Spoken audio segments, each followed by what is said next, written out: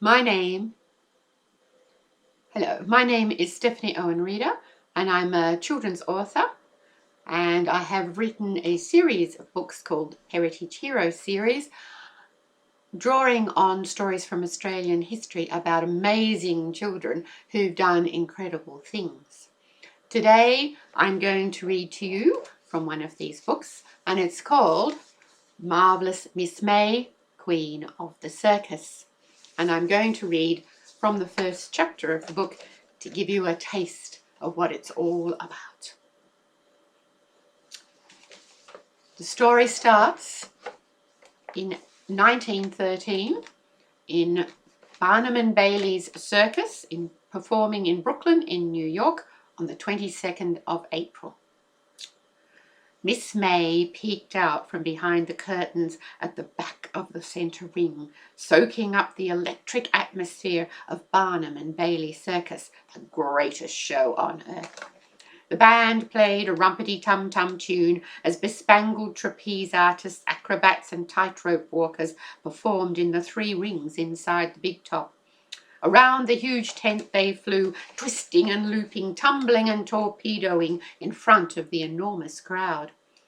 May caught her breath as the audience let out a collective "Oh!" She looked up. A tightrope walker was teetering precariously on one leg, high above the crowd. May relaxed as applause ricocheted around the big top. An accident was a circus performer's worst nightmare, after the tent blowing down or catching fire, of course. But these were the very best circus acts from all around the world, and taking enormous risks was what they did. That's what thousands of people had come to see, including hosts of excited children who'd hardly slept the night before. They'd been incredibly well behaved all week, hoping to cajole their parents into taking them to the circus. And now they were here. They weren't going to miss a thing. "Oh, it's even better than I thought it would be," Miss May overheard a small boy sigh. She smiled. May knew just how beguiling the circus could be, even for someone who'd lived most of her life under canvas. Who'd have thought a girl from Bundaberg in faraway Australia would be performing in a circus right here in New York City, she whispered to her groom, Tommy Dean, who had cared for May and her horses since she was just 7 years old. A horse shuffled its feet in the sawdust, keen to enter the ring. 24 glorious animals were lined up on either side of May, white coats glowing, heads held high. Their riders sat straight-backed and proud in their gold-braided hussar uniforms. May was dwarfed by their presence. "One day I'll be taller," she told herself, straightening her shoulders and stretching her neck.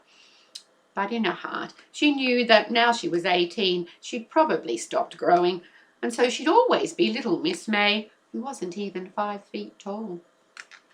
May grabbed her left foot and slowly lifted her leg up straight behind her until her head was touching her knees. Then she lowered that leg and did the same with the other one. Tommy winced. He was constantly amazed by her flexibility. "Ah, that was a good stretch," May said with a cheeky smile. Then she did a flip-flop, throwing herself backwards into a handstand and then straight back onto her feet. "Oh, you make it look so easy, Miss May," said Tommy, "and I still can't believe what you do on the back of a galloping horse." May grinned. "As you know, Tommy, it comes with years of practice." And here's a picture of Miss May in her trademark very large bow.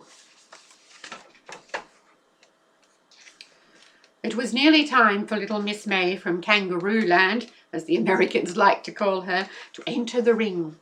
Barnum and Bailey Circus had billed her as the greatest equestrian of all time. It made May laugh. My, how circus folk love to exaggerate. Don't they know I'm just a girl from Australia who loves to ride? The music reached a crescendo as the acrobatic performances came to an end. It would soon be her turn in the ring. Miss May checked that the large bow on the back of her head was sitting straight.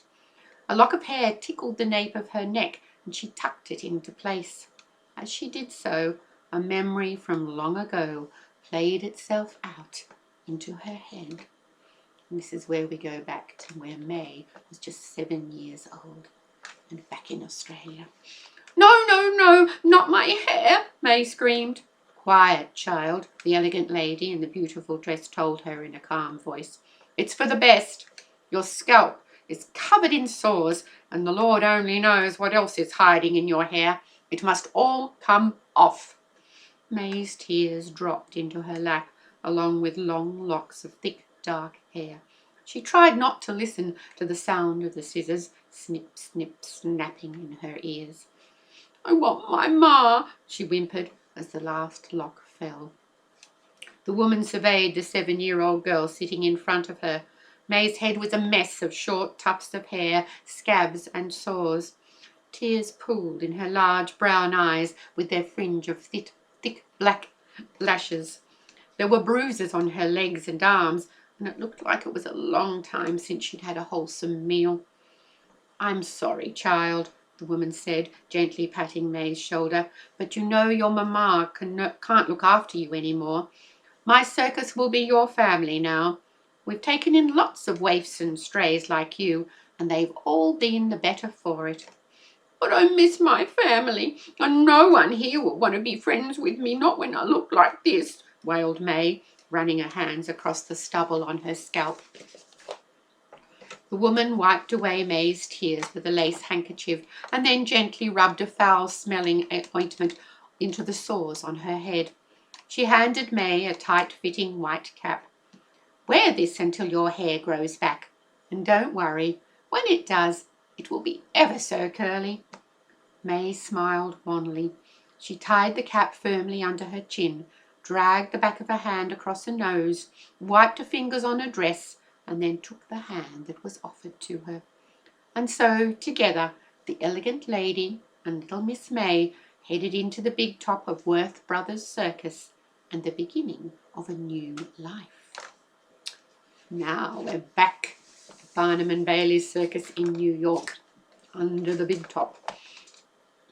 As the applause died down, attendants scurried in to clear the 3 circus rings of the paraphernalia from the previous acts. Miss May was about to perform, and when that happened, the big top was all hers. The horses lifted their heads and shifted their feet.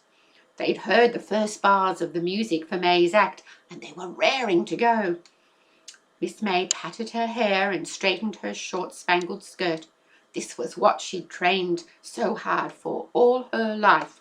Now here she was, a star performer in the best circus in the whole wide world. This was where she was meant to be. The ringmaster's booming voice announced her act. The cavalcade of 24 imposing horses and their riders thundered into the ring and formed a guard of honour. Then Miss May, head held high, trotted in on her favourite white Arabian steed called My Joe. The crowd roared when they saw her in her trademark big bow. This was Marvellous Miss May, and according to them, she could do no wrong. The lights dimmed in the outer rings as May's ring mistress, in a shimmering gown of silver and grey, flickered her white whip. May dismounted, and My Joe set off, cantering around the inside edge of the centre ring. But all eyes were on the tiny equestrian. May acknowledged the crowd with a curtsy, a twist of her hand, and a welcoming grin. Then she was off. 5 cartwheels across the ring were followed by an effortless leap onto My Joe's back as he cantered past. The audience erupted in a cacophony of cheers and whistles. This was what they'd come for, little Miss May performing her wizardry on the back of a prancing horse. Around the ring they went, girl and horse together, and then May did it, somersaulting on the horse's back, first backwards, then forwards, and then twisting in mid-air. Around and around she went, performing somersault after somersault to gasps of astonishment. The audience watched agog as May performed more wondrous tricks. She did handstands atop her galloping horse. She leapt from the ground onto My Joe's back and then straight off again. And then, standing on the back of her cantering steed, she jumped through paper hoops and over flaxen ropes. Now it was time for the finale. The ring mistress led in a fresh horse, Kitty, who sidestepped and shook her mane nervously as the audience cheered. The ring mistress frowned, and Tommy stepped forward to help, but May just sprang upon Kitty's broad, well-resined back and was off. After treating the audience to yet more acrobatic feats, May was ready to do her most difficult trick. Facing Kitty's tail, she threw herself into a backward somersault, executed a half-twist in the air, and then landed safely on the back of the galloping horse, facing forwards. Smiling triumphantly, she bowed to the crowd. And that's when it all went awry. Kitty shied as an overzealous attendant dashed in with the rigging for the next act. May's foot slipped and caught in a rope stirrup dangling from Kitty's neck. She toppled head first off the cantering horse. Her right foot stuck fast. Kitty didn't know what to do. This wasn't part of their act. Alarmed and confused, the horse bolted, charging around the ring, with May hanging upside down at her side. The horrified crowd rose to their feet. "Oh, this can't be happening," cried a portly gentleman, his hands clasped together over his galloping heart. Attendants ran to May's aid from every direction, but this spooked the horse even more. Kitty increased her pace, trying to outrun her pursuers. As she did, May swung around upside down, the large bow on her head flapping like a frightened butterfly. Her free legs scrabbled against the horse's side, trying to gain purchase, but in vain. As they dashed wildly around the ring, May's head collided with its wooden edge. Blood spattered her bow and the heaving sides of her frightened horse. Once, twice, May's head thudded against the wood. Each time the crowd groaned. "Is this really how it ends?" thought May. And then her head thumped sickeningly against a tent pole. 6,000 people cried out as one, and Miss May remembered no more. If you want to find out what happened to May and how she got to that point in her life, you need to read Marvellous Miss May, Queen of the Circus.